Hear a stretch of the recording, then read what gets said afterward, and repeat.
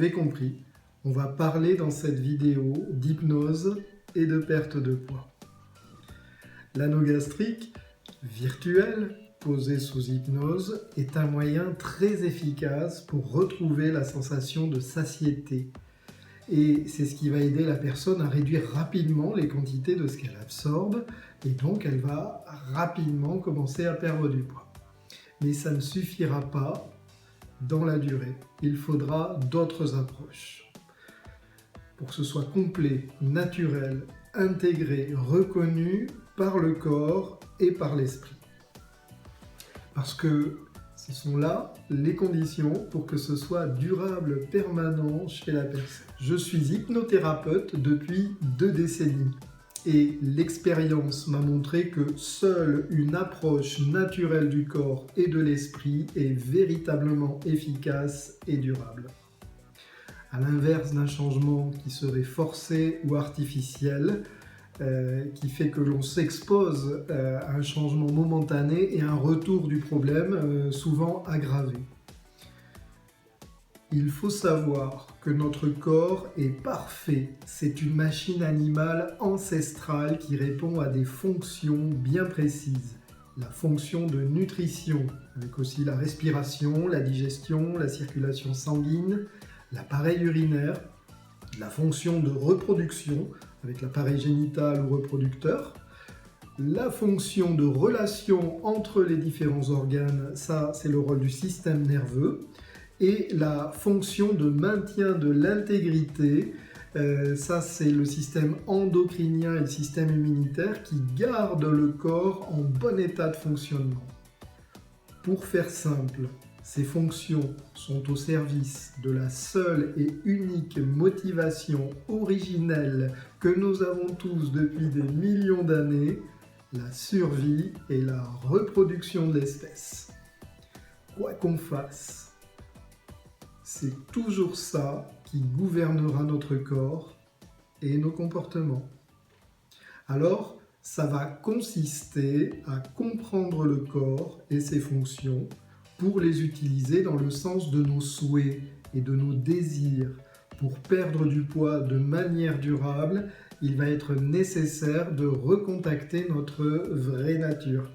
La nature de l'homme animal qui mange quand son corps le réclame et qui arrête lorsque la satiété se présente. La satiété, ça vient du mot latin satietas qui veut dire suffisance. Ça veut dire que ça suffit. Alors il y a des personnes qui mangent tout le temps parce qu'elles ont toujours faim. Il y a des personnes qui mangent trop par habitude. Il y a des personnes qui mangent par peur d'avoir faim plus tard. Il y a des personnes qui mangent pour se remplir et ressentir cette fausse sensation de plénitude momentanée. Il y a ceux qui mangent par contrariété, par vengeance, par dépit, etc., etc. Pour le cerveau, il n'y a pas de surpoids, il y a juste un poids stable à défendre. Alors je mets les guillemets parce que c'est une citation du docteur Sandra Amott, une neurobiologiste américaine qui a étudié le comportement, qui a étudié le cerveau plus exactement, comment le cerveau régule le poids. Et ces recherches ont permis d'apporter la preuve, notamment de l'inutilité, l'inefficacité des régimes, parce qu'il y a toujours un retour au poids d'origine, justement parce que c'est le cerveau qui régule le poids du corps. Alors je vous mets les références sous la vidéo et un lien vers une courte vidéo de Sandra Amott qui est que je vous recommande d'aller voir. C'est pas très long et c'est très clair. Tout comme le corps a besoin d'un certain nombre d'heures de sommeil pour bien fonctionner, le cerveau établit une fourchette de poids privilégiée qu'il va s'efforcer de garder tout au long de notre existence pour nous maintenir en vie et nous protéger des manques et des famines. Ce système de régulation est basé dans l'hypothalamus, cette zone du cerveau qui est concernée par impliquée dans de nombreuses fonctions comportementales comme la thermorégulation, le contrôle des rythmes circadiens, ça c'est l'alternance de la veille, du sommeil, tous les rythmes aussi que l'on a sur 24 heures, et surtout sur le contrôle de la faim.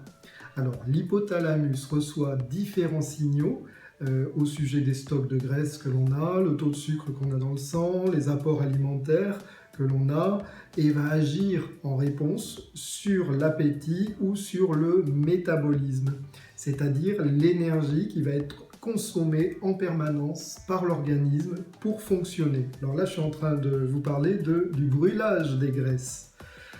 En bref, cette étude scientifique a dressé 3 constats. 1. L'homme ne décide pas de son poids. C'est son cerveau qui le fait pour garder un poids de sécurité, un poids cible. 2. Les régimes sont voués à l'échec et il y a même beaucoup plus de risques à devenir obèse quand on a suivi plusieurs régimes alimentaires sévères. Et troisièmement, pour améliorer sa santé, sa forme et son poids, c'est vérifié, il faut pratiquer régulièrement une activité physique chaque jour parce que l'être humain est conçu pour ça. L'hypnose, comme j'en parlais au début de la vidéo, va aider à comprendre l'appétit, à comprendre le mécanisme de la faim pour en tirer parti plutôt que de le craindre ou de lutter contre. On va utiliser pour ça des techniques, alors comme la pose d'un anneau gastrique virtuel, qui a pour but de se refamiliariser avec la sensation de satiété et même de faciliter à moyen terme cette sorte de rétrécissement naturel de l'estomac, tout simplement parce qu'il n'est plus sans arrêt distendu, trop rempli. On va également utiliser cette extraordinaire possibilité qu'offre l'hypnose pour programmer, redessiner les intentions pour qu'elles deviennent de nouvelles habitudes, de nouveaux réflexes dans la vie quotidienne. On va accorder un nouveau mode de vie avec cette capacité qu'a le cerveau à réguler le métabolisme du corps et à réguler nos pulsions. On va tirer des leçons de toutes les erreurs alimentaires qui ont été commises pour rectifier cet itinéraire alimentaire et on va d'une certaine façon s'approcher de cette aptitude particulière qu'ont certaines personnes qui dévorent sans prendre un gramme. On en connaît tous, c'est très injuste et c'est très énervant. Tout ça parce que c'est le cerveau qui régule le poids corporel autour d'une nouvelle référence de poids cible avec une variation de plus ou moins 2 kg au cours de la vie en général. Parce que pour le cerveau, il n'y a pas de surpoids. Il y a juste un poids stable à défendre, à maintenir. Alors, avec l'hypnose, on va aider le cerveau à mettre en place ce nouvel équilibre et on va faire en sorte que ce soit durable et permanent.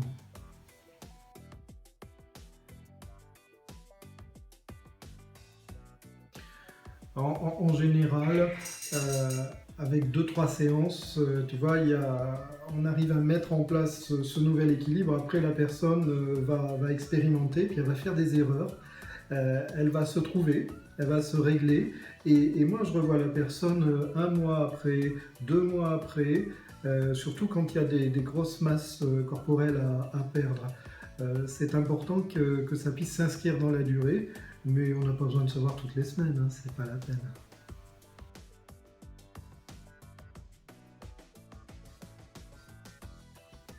Alors, pour les enfants, on le sait, ça a été vérifié. Là, il y a eu des études sur une quinzaine d'années dans plusieurs pays différents.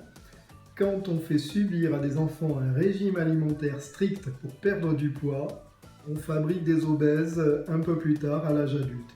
Et malheureusement, il n'y a que très peu d'exceptions. C'est dans tous les cas la chose qui se met en place.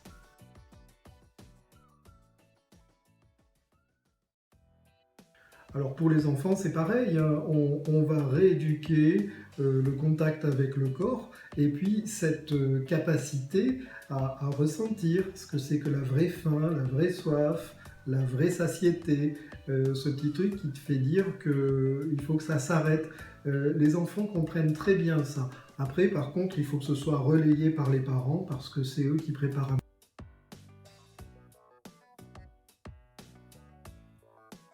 Oui, mais même avec l'anneau gastrique, il ne faut pas se forcer. Le but, c'est bien de retrouver la sensation que quand oups, là, ça suffit, ça remonte un petit peu. Évidemment, si tu forces, tu remplis davantage, tu vas forcer à regonfler l'estomac comme un ballon et ça fait pas du bien, ça. Et j'utilise les oreilles de lapin pour faire les guillemets, t'avais pas compris?